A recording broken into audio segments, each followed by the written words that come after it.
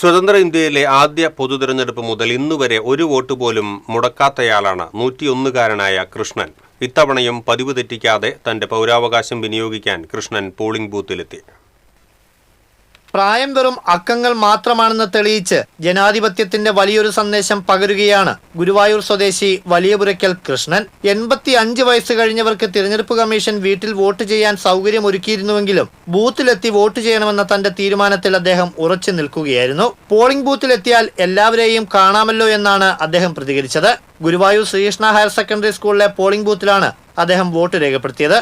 സഹകരണ വകുപ്പിൽ നിന്നും വിരമിച്ച മകൻ ജയരാജനും മരുമകൾ ഗിരിജയും മുൻ കൗൺസിലർ KP ഉദയനും അദ്ദേഹത്തിന് കൂട്ടായി എത്തി. രാഷ്ട്രീയമായ വലിയൊരു പാരമ്പര്യവും കൃഷ്ണനുണ്ട്.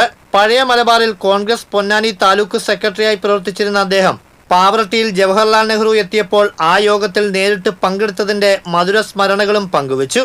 1925 മാർച്ച് 27-നാണ് പാവറട്ടി മരുതിയൂർ വലിയപുരയ്ക്കൽ കോരപ്പാക്കുട്ടിയുടെ മകനായി കൃഷ്ണൻ ജനിച്ചത്.